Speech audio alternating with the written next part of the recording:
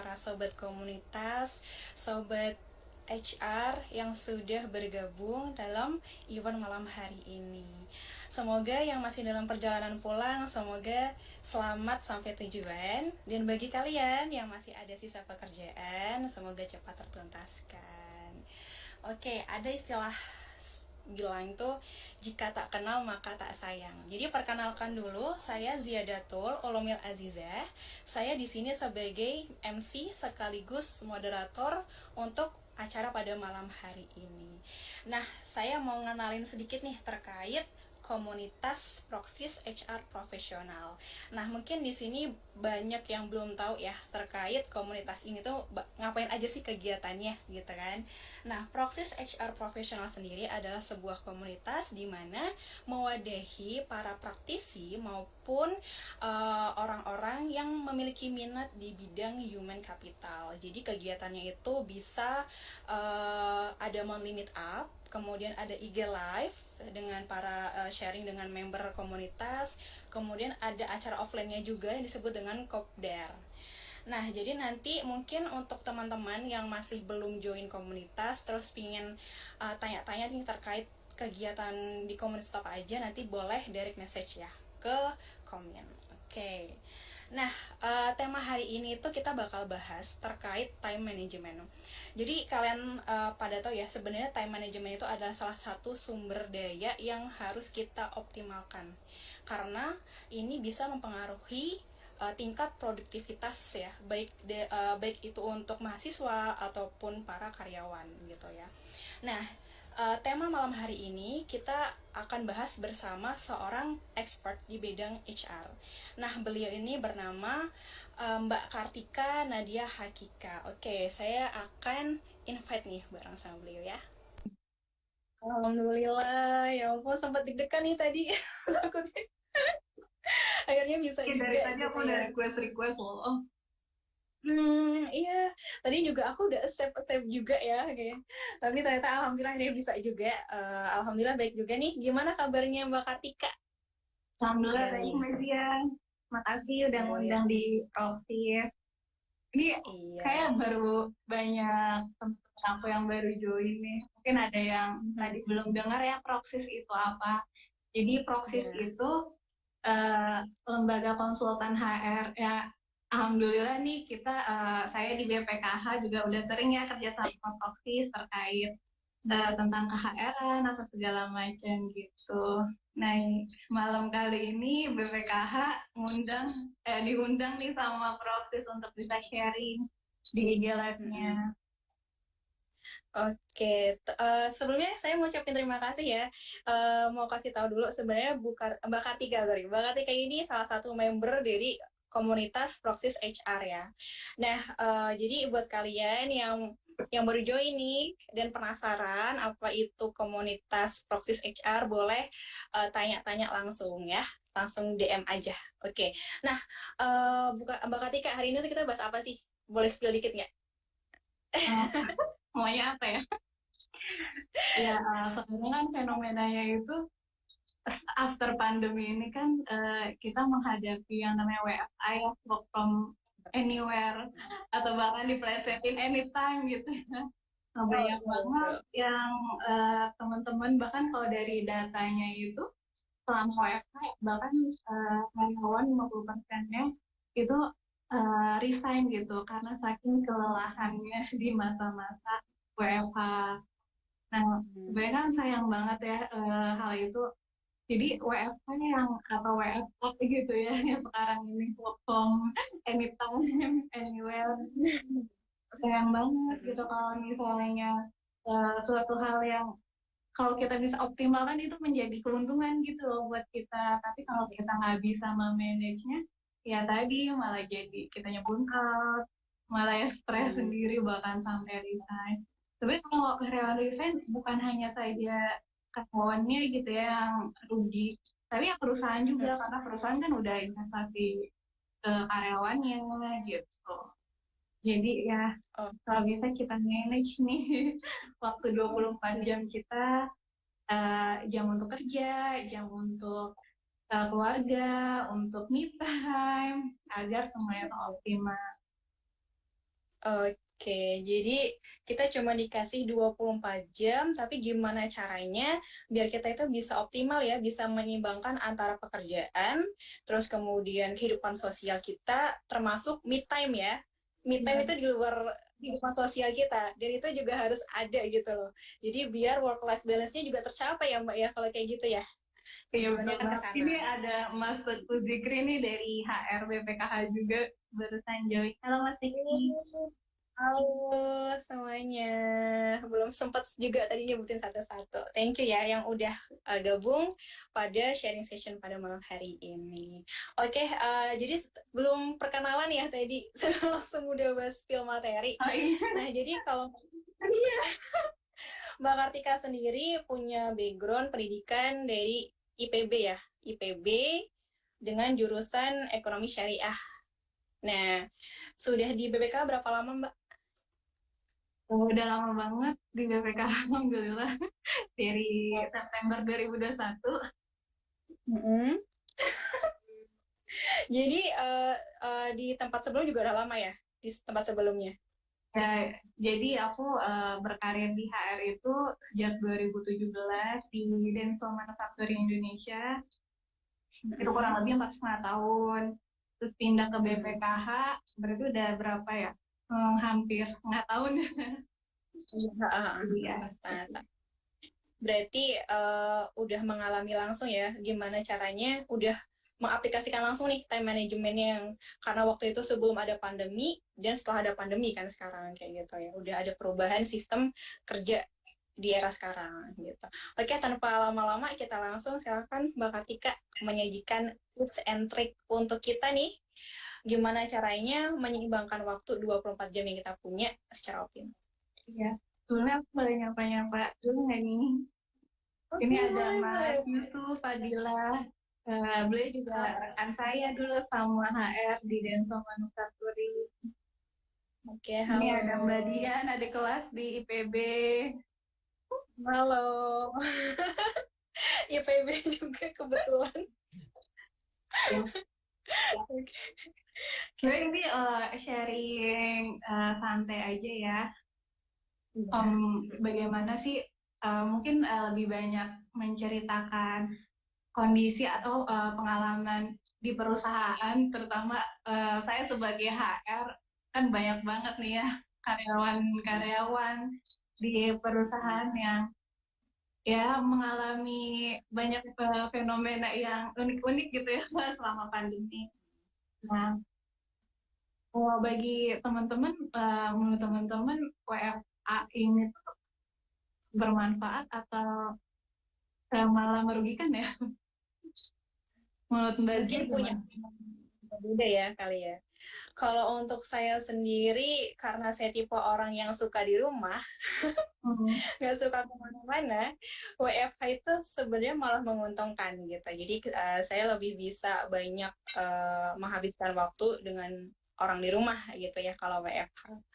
Cuman mungkin ada beberapa temen yang ngerasa kayak WFH itu apa ya lebih rentan untuk stres sih karena kan menghadapi yang namanya bosan ya nggak bersosialisasi dengan orang lain gitu. Cuma nanti hmm, beda-beda nih nggak tahu nih untuk sobat-sobat HR yang lain.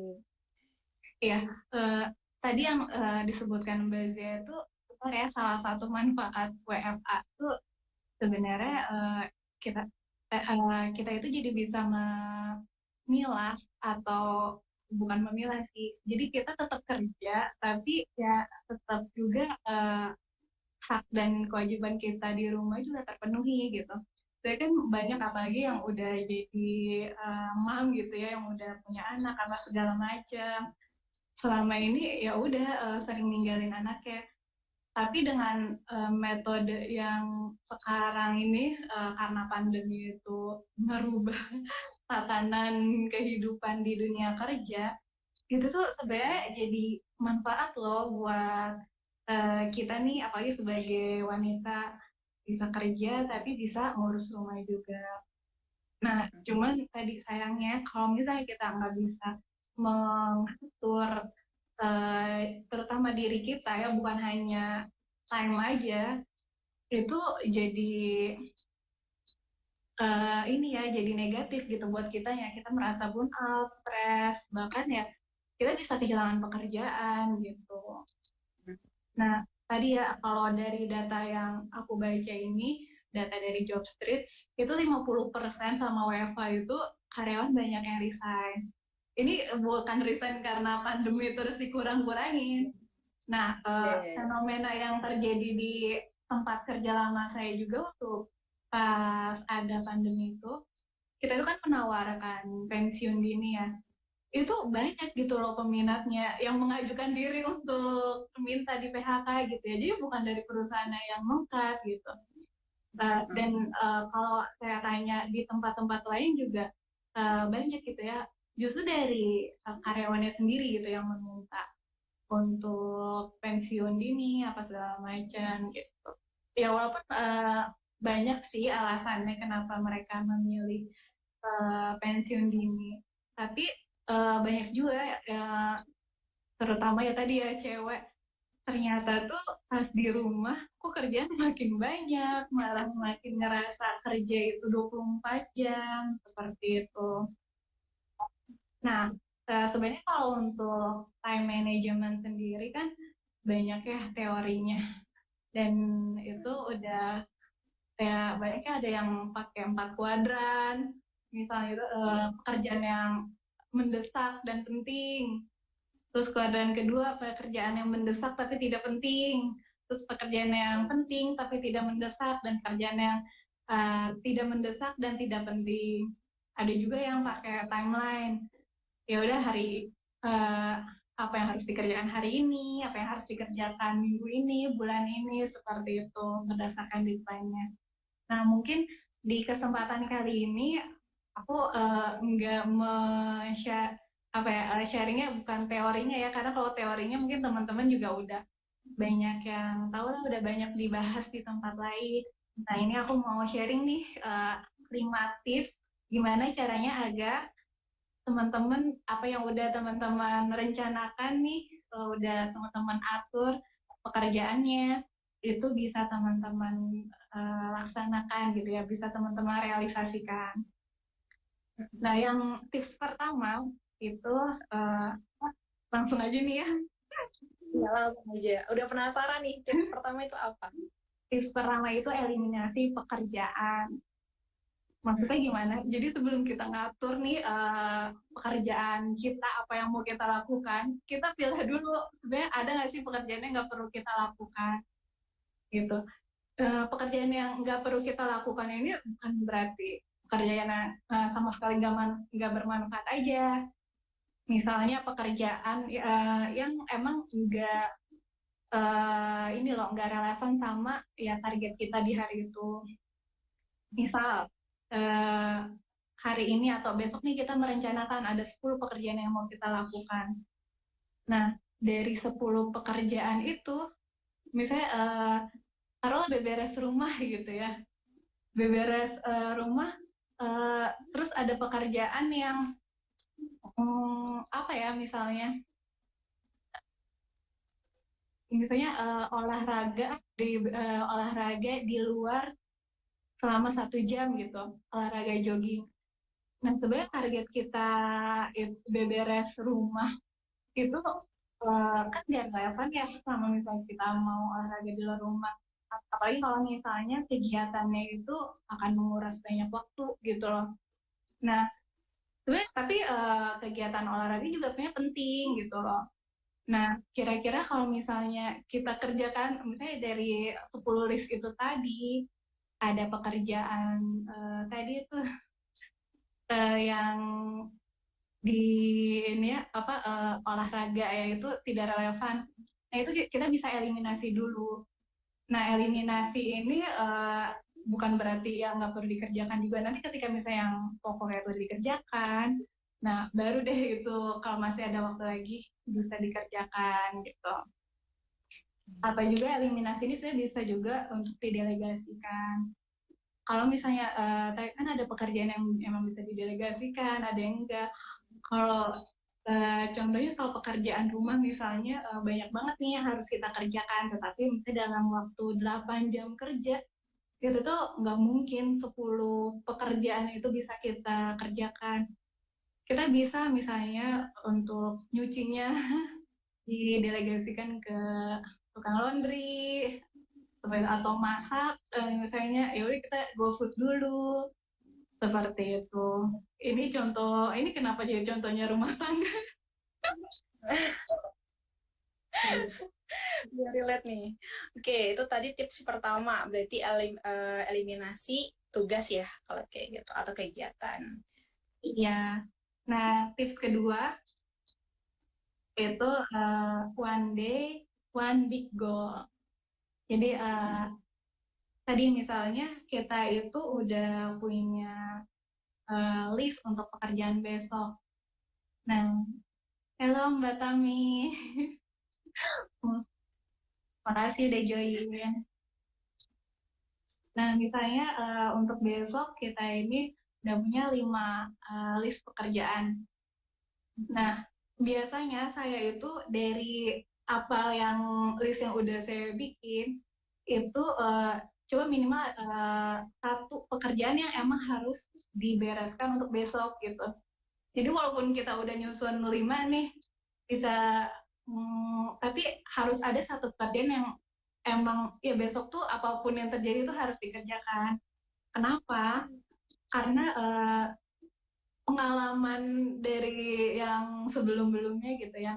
Ketika kita udah merencanakan besok mau ngerjain A, B, C, D, E gitu. Nah, ternyata dari pagi besoknya tuh atasan nyuruh ngerjain sesuatu, ngasih tugas dadakan. Dan dia tugas dadakan ini tuh bisa memakan waktu sampai seharian gitu. Nah, itu tuh bikin mood kita jadi, aduh, gimana gitu kan. Jadi, pada kita udah punya rencana kerja, jadi berantakan gitu. Nah, makanya biar perasaan mood seperti itu tuh nggak terlalu apa ya memberikan dampak buruk ke kita. Jadi dari semua pekerjaan kita itu minimal ada satu yang ya udah kita memastikan besok itu kita kerjakan mau apapun itu terjadi. Jadi ketika dapat kerjaan dadakan nih dari atasan, ya kita atur mau kita mengerjakan list apa pekerjaan big goal kita dulu atau di sela-sela ketika jam istirahat atau ya setelah mengerjakan kerjaan dari atasan gitu. Agar kalian pernah nggak sih kalau misalnya udah banyak nih kerjaan, terus ketika kita udah selesai ngerjain satu pekerjaan yang menurut kita besar gitu ya, kita tuh sampai bilang gini, alhamdulillah, seenggaknya pekerjaan yang itu udah beres, ini mah Iya. sekarang tinggal ngerjain kerjaan yang ini aja, gitu loh, sampai kita tuh bilang kayak gitu. Ya pekerjaan yang penting pekerjaan ini udah beres dulu, ya sekarang yang mah tinggal ya gampang lah ngerjainnya. Nah, cari tuh pekerjaan yang sampai kita tuh bilang gitu tuh, alhamdulillah, seenggaknya pekerjaan itu udah beres. Jadi coba dalam sehari itu ada satu pekerjaan tadi ya one day one weekul. Nah, tips yang ketiga itu gimana? Itu improve improvement rutin job. Nah, ini sebenarnya saya dapetin dulu ya pengalaman di bekerja di perusahaan Jepang. Jadi mungkin teman-teman ada yang pernah dengar Kaizen. Kaizen itu continuously improvement. Jadi improvement yang terus-menerus. Wah, sebenarnya apa sih yang poin utama yang diimprove itu gitu ya dalam suatu pekerjaan? Itu utama itu ada 3. Yang pertama terkait waktu, time. Yang kedua terkait quality. Dan yang ketiga tuh resources atau sumber daya. Nah, yang utama itu adalah ketika kita mengimprove pekerjaan, itu dilihat jamnya atau waktu dalam kita mengerjakan. Misalnya suatu pekerjaan yang sama yang namanya juga routine job ya. Pekerjaan yang sama, misalnya saat ini nih dalam mengerjakan pekerjaan itu membutuhkan waktu berapa? 1 jam. Coba kita analisa, bisa nggak ngerjain satu pekerjaan itu jadi 50 menit, jadi 30 menit, jadi 20 menit seperti itu. Nah, ini juga pengalaman nih waktu pas saya awal kerja di BPKH, kebetulan saya di bagian HR yang ngurusin bagian payroll-nya gitu ya. Jadi waktu pas awal saya bergabung tuh ya karena background-nya emang di Denso juga itu payroll, jadi di BPKH langsung bantuin di payroll-nya gitu ya untuk ngerjain penggajian, perhitungan gaji di BPKH itu butuh waktu kurang lebih 4 hari. Nah, waktu terus saya analisa nih mana yang bisa di-reduce gitu ya waktunya, mana yang bisa dibikin formula di sistemnya, mana yang dari pekerjaan A, B, C itu step-stepnya, mana yang bisa digabungkan gitu ya. Jadi yang tadinya butuh 5 step, gimana caranya bisa jadi 1 step gitu, sehingga waktunya itu bisa reduce. Nah dari awal bulan pertama itu butuh waktu 4 hari. Bulan kedua saya improve itu jadi butuh waktu 2 hari. Bulan Wow. ketiga dari 2 hari itu jadi 1 hari. Bulan keempat Uh, dari 1 hari itu saya coba improve lagi jadi butuh waktu setengah hari sampai akhirnya cuma butuh waktu 2 jam gitu ya untuk ngerjain payroll. Nah, bahkan ada wow. pekerjaan di payrollnya itu yang nggak saya kerjakan. Jadi seolah hilang gitu ya pekerjaan itu. Tapi tetap dikerjakan dengan cara ya tadi. Jadi buat formula di sistemnya sehingga yang tadinya kita harus ngitung manual dulu terus baru nginput ini ya udah otomatis gitu ya sistemnya seperti itu. Nah, coba diimprove. Ini pun waktu itu saya pernah menerapkan ini di kehidupan ini ya di rumah gitu ya. Jadi dalam mencuci baju mungkin Oh. nggak kepikiran ya gimana sih improve cuci baju apalagi bagi mama. Jadi dulunya itu kan saya pakai mesin cuci itu yang manual yang 2 tabung. Tahu nggak itu? Iya. Cuci 2 tabung. Jadi mesin cuci 2 tabung itu kan tiap prosesnya harus buang air sendiri, dibuka itunya, terus nungguin tuh masukin airnya apa segala macam. Habis itu dikeringinnya juga pindahin lagi ke tabung satunya. Pokoknya ya sebenarnya pakai mesin cuci tapi manual ya. Itu eh, kadang tuh kan dalam pas kita WFH, misalnya saya sambil nyuci baju gitu ya.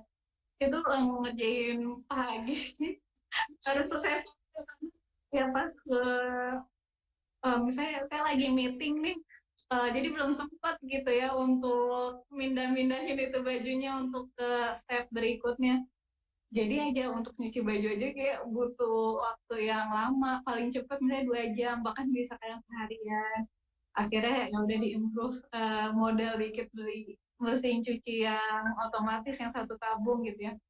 Nah akhirnya dari nyuci baju yang tadinya 30 menit, sorry yang tadinya 2 jam, atau bahkan kadang seharian itu jadi cukup 30 menit. Bahkan kadang sekarang ternyata mesin cuci sekarang ada yang udah canggih gitu ya. Jadi bisa di set timer itu, jadi nyucinya nanti jam 3 subuh. Jadi pas kita bangun tidur, udah selesai tuh nyucinya, jadi tinggal ngejemur gitu. Nah, hal-hal yang kayak gitu sebenarnya untuk improve pekerjaan itu bukan yang pakai alat yang canggih atau yang gimana, tapi ya sesimpel itu gitu ya. Bahkan kalau di perusahaan Jepang itu, misalkan di pabrik nih, ketika misalnya dalam membuat barang, oh ternyata kita itu butuh, misalnya butuh tang. Nah, letak tangnya itu misalnya jauh, untuk ngambilnya itu butuh 1 detik gitu ya, atau butuh 2 detik. Nah itu tuh sampai dianalisa gitu loh. Oh berarti kita harus menyediakan tempat untuk naruh tang yang dekat dengan pekerja sehingga cuma butuh 0,1 detik gitu untuk mengambilnya. yang seperti itu gitu loh untuk improvementnya. Jadi maaf, lebih kayak gimana caranya kita bekerja untuk lebih efisien ya, dan bukan kerja keras sih, istilahnya kayak kerja cerdas ya jatuhnya, ya nggak sih, Iya, biar lebih efisien dan gitu. Oke. oke. Tadi tips ketiga ya. Nah, tips Siap. keempat ini Oke. jadi ketika kita mengatur waktu kita, biasanya waktu kita yang perlu diatur, tetapi kelola juga emosi. Kadangnya tuh banyak pekerjaan, kita merasa banyak pekerjaan cuma di otak kita aja gitu loh. Apalagi tadi yang misalnya kita udah ngatur, oh besok nih dalam seminggu ini setiap harinya ada 5 pekerjaan yang harus kita kerjakan gitu. Nah, padahal kita udah selesai nih di hari ini ngerjain taks kita di kelima tugasnya tuh udah selesai. Terus setelah itu ya udah kita kan ya udah free aja gitu ya, nongkrong sama teman apa segala macam. Tetapi di benak kita tuh, aduh aku masih banyak kerjaan, masih belum ngerjain ini, ngerjain itu. Padahal ya itu kita udah ngatur gitu loh, itu tuh dikerjakan untuk besok. Nah itu jadi kita tuh jadi kayak stres sendiri. Apa ya mending kita pada nggak ngapa-ngapain, tapi ya kita cuma dapat stresnya aja karena kita ngerasa, aduh kerjaan kita banyak, aduh kerjaan kita ini seperti itu. Kan sayang banget gitu loh. Kalau kita ya itu tadi pada ketika kerjaan itu dikerjakan eh, tanpa tanpa kita harus berpikir, aduh kerjaan kita banyak, nggak lama-lama akan selesai gitu ya. Nah ini juga sebenarnya banyak fenomenanya menurut aku ya di kantor itu, teman-teman yang dia itu pusing karena ini ngerasa pekerjaan banyak tapi sebenarnya dalam pikiran aja gitu. Karena ketika udah dikerjakan ya beres juga gitu loh.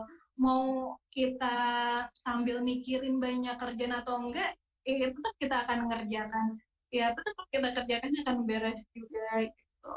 Namanya kelola emosi kita. Ini ada lanjut aja nih. Lanjut, lanjut. Eh, eh, ya jadi Pak, ada orang yang kayak misalnya belum selesai nih ngerjain satu kerjaan, padahal ya emang kalau kita kan ya udah maksudnya kerjain yang bisa dulu gitu ya dikerjakan, tapi kayak stres dulu, enggak ini harus selesai apa segala macam. Sebenarnya ini ya tergantung ke karakter orang juga sih ya. Nah tapi maksudnya ya itu, ya coba kalau misalnya kita agak santai sedikit ya kelola emosi kita ketika emang jadi kita belum bisa mengerjakan satu tugas ini karena misalnya terkait sama orang lain dan orang lainnya itu belum selesai. Ya udah kita kerjain yang lain dulu tanpa kita tuh harus ya stres mikirin, aduh ini belum selesai, ini belum selesai. Ya padahal kita bisa ngerjain yang lain apa segala macam. Jadi penting sekali nih kelola emosi. Eh, ada juga nih kalau saya yang sering saya alamin dalam mengelola emosi, kadang ketika kita udah mengelola ini kita pekerjaan kita gitu ya, tapi ada teman kita nih yang minta buru-buru, ini kok belum juga nih belum, itu kesel banget ya. Langsung kebawa Bentar ini emosi. juga lagi ngerjain kok, bukan yang nganggur gitu. Heeh. Nah, tapi itu kalau misalnya kita ngebales nih dengan emosi juga, ya akan menguras energi kita gitu. Yang tadi kita harusnya itu bisa selesai, cepat selesai. Ya, tapi karena kita kan bisa mengelola emosi kita, ya itu akan kayak sendiri dan yang kerjaan yang kita kerjakan malah bisa kehilangan gitu ya mengerjainnya. Itu penting nih kelola emosi agar tadi Jadi lebih harus, jadi maaf, jadi kayak lebih harus ini ya Mbak ya, kayak jangan banyak pikirin tapi ya udah lakuin aja gitu nggak sih, ya bahasa simpel. Iya betul. Apalagi yang datang dari orang lain gitu ya, yang ngebuat kita itu emosi nih. Ya udah, sabar aja, biarin aja orang lain ngomong apa. Kecuali emang hal yang urgent gitu ya. Tapi kalau hal yang kadang ada orang yang padahal itu tuh deadline-nya juga masih minggu depan, tapi kayak minta buru-buru gitu. Sementara kita sendiri punya pekerjaan yang emang harus diselesaikan hari ini gitu. Orang lain kan kayak nggak mau tahu, karena yang menyangkut tugas dirinya ya itu gitu. Udah kita sabar aja, nggak usah dibalas itu emosinya. Nah yang Oke. terakhir, tips yang kelima itu jaga kesehatan. Ya karena percuma ya kita udah nyusun banyak agenda, tapi kalau kita sakit pasti nggak akan bisa terlaksana. Ya Ah, kesehatan ini betul bisa betul. dengan olahraga, makan yang sehat, ya tidur yang teratur, yang cukup gitu. Nah ini juga ada pengalaman yang eh, jadi di ini ya, selama 2 tahun pandemi ini, alhamdulillah saya nggak pernah sakit flu, apalagi sampai kena COVID gitu ya. Padahal dulunya Wah, hampir tiap bulan saya ini langganan flu berat, langganan sakit gitu ya. Minimal 2 bulan sekali aku tuh sakit gitu dulu. Itu karena ya tadi mencoba menjaga kesehatan hanya dengan mengubah pola makan gitu. Mbak itu belum ngomongin olahraga, belum ngomongin makanan sehat, cuman mengubah pola makan gitu ya. Jadi dulu itu kan pas saya kan emang suka lembur juga pulang malam. Nah biasanya tuh kalau lembur ya udah pas jamnya pulang kantor gitu ya, saya lanjut aja kerja sampai malam. Nah kerja sampai malam, udah gitu ya nggak makan, nggak istirahat, terus pulang ke rumah udah capek, langsung tidur juga ya, langsung istirahat. Maksudnya nggak makan malam juga. Terus karena emang udah capek pulang malam, akhirnya paginya juga eh, bangunnya juga siang, terus ya nggak sempet sarapan juga, baru baru kena nasi lagi ya, baru makan lagi itu makan siang gitu. Nah terus gitu siklus itu berjalan sampai ya itu tiap bulan tuh pasti saya sakit minimal flu berat gitu ya. Flu yang benar-benar yang nggak bisa bangun, yang pusing parah, nggak bisa lihat layar gitu ya, matanya tuh yang berair, yang bersin-bersin terus. Nah, akhirnya saya coba ubah pola makannya. Jadi kalau emang mau kerja sampai malam, itu pas kita pulang kerja jam 5, setengah 5, itu saya coba makan dulu. Ya apapun yang ada di kantin gitu ya. Terus ya nyantai dulu gitu ya, ngobrol sama temen. Ternyata ada jeda untuk istirahat dan makan gitu. Alhamdulillah itu saya lakukan waktu pas sebelum pandemi. Nah, sampai selama pandemi, bahkan sampai sekarang, itu alhamdulillah saya udah enggak yang sakit flu berat lagi gitu. Dan ya alhamdulillah untuk COVID gitu kan sampai sekarang nggak kena gitu ya. Nah, alhamdulillah. iya itu eh, bayangkan kalau misalnya kita sakit, apalagi di pandemi ini, ya udah mah kita yang nggak enak, kadang kiranya juga jadi nggak enak sama temen gak sih? Karena ya Betul betul. kerjaannya numpuk jadi ngerepotin teman.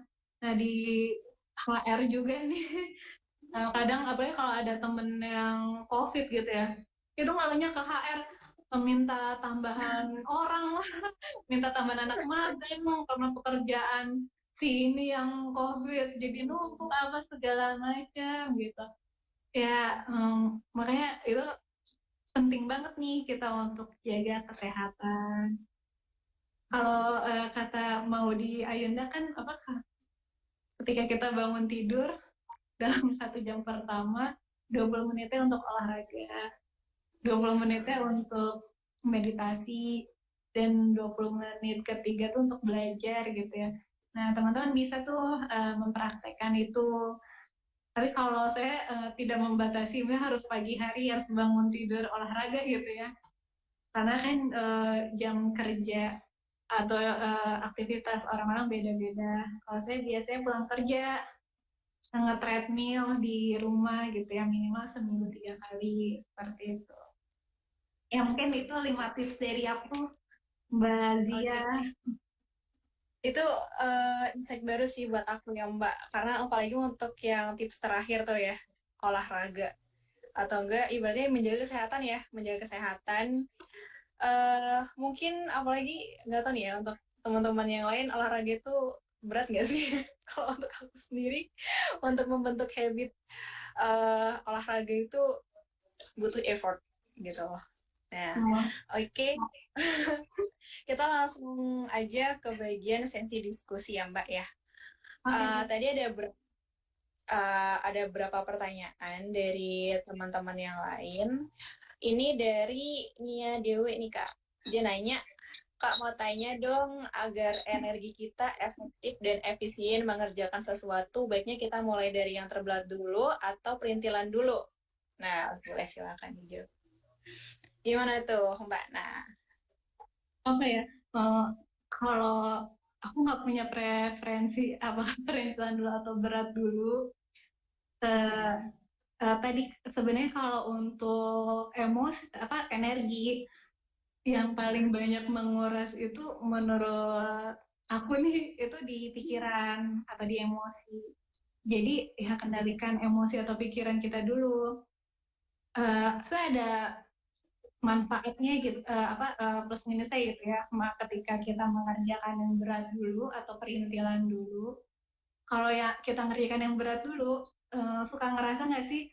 Ya tadi ya misalnya, alhamdulillah nih pekerjaan ini udah terselesaikan, yang berat ini. Sekarang kita ngerjainnya tinggal yang perintilan-perintilan gitu. Ada perasaan kayak gitu. Nah, itu kan kembali ya ke emosi lagi ya. Nah, kalau misalnya ngerjain yang perintilan dulu, baru yang berat, gitu yang perintilan lebih banyak ya dari Iya yang betul. berat ini. Nah, Ayu perasaan alhamdulillah nih udah banyak dikerjain, yang perintilan-perintilannya udah banyak dikerjain sehingga ya udah kita bisa fokus mengerjakan yang berat gitu. Nah, jadi tadi ya nggak mau kita ngerjain yang berat atau perintilan, kayaknya yang mempengaruhi terkuras energi kita itu lebih ke tadi emosi atau ya kita harus mengelola emosi atau pikiran kita gitu.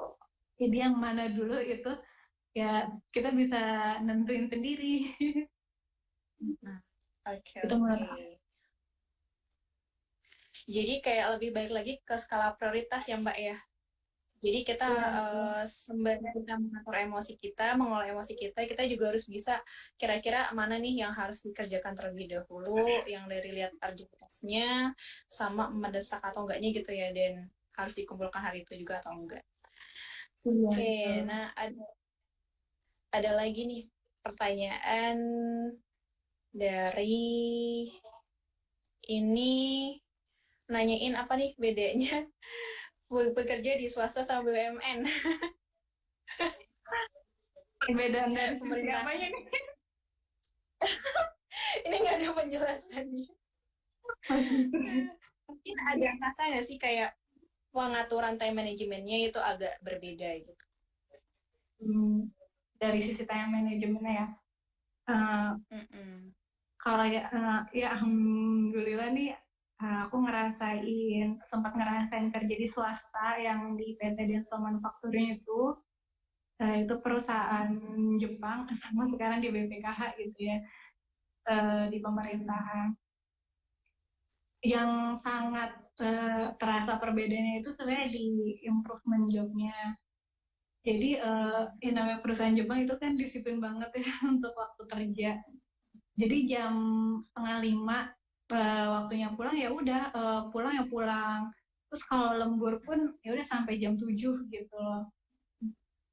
Nah, eh, dalam pekerjaan itu tadi ya kalau di perusahaan swasta itu banyak melakukan improvement yang untuk meminimalisir, bukan meminimalisir, untuk mereduksi jam kerja gitu. Sebenarnya bukan hanya jam kerja, tapi kan ada quality, itu resource ya. dari yang misalnya tadinya dikerjakan oleh 3 orang, gimana dikerjakan dalam oleh 2 orang, dari 2 orang dengan 1 orang gitu. Di PT Denso itu dulu waktu pas awal saya masuk, untuk di situ ada 2.000 lebih karyawan. Nah, tim HR yang mengerjakan payroll itu dulu ada 4 orang. Sampai akhirnya pas saya terakhir di Denso itu tinggal 1 orang, tinggal saya aja gitu. Nah itu benar-benar dianalisa gitu loh. Gimana caranya biar tadi ya lebih efisien. Itu dari sisi resource-nya kan. Nah begitupun dari sisi waktunya. Bagaimana ngerjain satu pekerjaan itu bisa diredus. Bahkan di mereka tuh untuk bisa ngeredus 1 detik pun itu udah bernilai gitu ya. Karena misalnya pekerjaan yang rutin, harinya tuh ada 3 pekerjaan yang rutin. Ketika kita bisa meredus 1 detik, berarti sehari kita bisa meredus bisa menghemat 3 detik. Dikalikan seminggu, dikalikan sebulan, setahun gitu, itu bisa bernilai ini gitu ya, bisa bernilai rupiah yang tinggi gitu. Jadi bisa sangat menghemat, apalagi kalau bisa meredus pekerjaan 1 orang gitu. Nah, uh, tapi kita dulu waktu pas awal saya dengar reduce manpower gitu ya, reduce orang, berarti orangnya di PHK dong. Sebenarnya nggak gitu ternyata konsepnya. Jadi ketika kita itu bisa mereduce pekerjaan yang uh, ya tadi ya, yang daily, yang rutin, uh, dan sampai bisa mereduce 1 orang, orang itu bisa dimanfaatkan untuk mengerjakan yang emang tidak bisa digantikan oleh mesin, oleh sistem, yaitu pekerjaan yang tidak bisa digantikan oleh mesin atau sistem, yaitu inovasi. Karena inovasi itu kan butuh kreativitas, dan itu yang bisa melakukan hanya manusia gitu, nggak bisa sistem. Nah jadi eh, manusia itu atau ya karyawan itu lama-lama ya bekerjanya itu ya emang yang bisa dikerjakan oleh manusia gitu. Tadi yang rutin-rutin job administrasi apa segala macam itu dibuat sistemnya, jangan sampai manusia itu mengerjakan yang rutin-rutin apa segala macam. Itu bedanya di swasta. Kalau di pemerintahan eh, ya mungkin teman-teman udah sering juga ya ke pemerintah tuh birokrasi banget ya, itu yang saya rasa. Betul, Jadi betul. satu sisi itu bagus sih, saya jadi belajar bagaimana mengadministrasikan suatu pekerjaan itu dengan baik. Apalagi kalau misalnya dibenturkan dengan hukum gitu ya, kita kuat gitu. Bahkan BPKH itu kan selama 4 tahun berturut-turut dapat penghargaan WTP, wajar WTP dari BPK. Itu penghargaan WTP itu wajar tanpa pengecualian oleh dari BPK, badan apa sih, keuangan, ayo auditornya ini ya, auditornya negara gitu. Karena yang saya rasakan emang untuk mengadakan pencairan, dokumen pencairan di BPK itu benar-benar komplit. Bahkan saya ngerasakannya tuh yang ngerjain itu berkali-kali, udah ngumpulin soalnya, habis ngumpulin soal itu di upload ke sistem, nanti di sistemnya juga ngerjain lagi, nginput apa yang udah dibikin di soal-filenya kayak gitu. Jadi kayak ngerasanya tuh apa ya, satu pekerjaan itu dikerjakan berkali-kali gitu. Kalau di swasta Kali itu ya. nggak akan terjadi. Kenapa? Iya, betul. Ya, Jadi kalau di dikerjainnya dikerjain ngerjain lagi. Padahal itu iya, dengan kerjaan yang sama.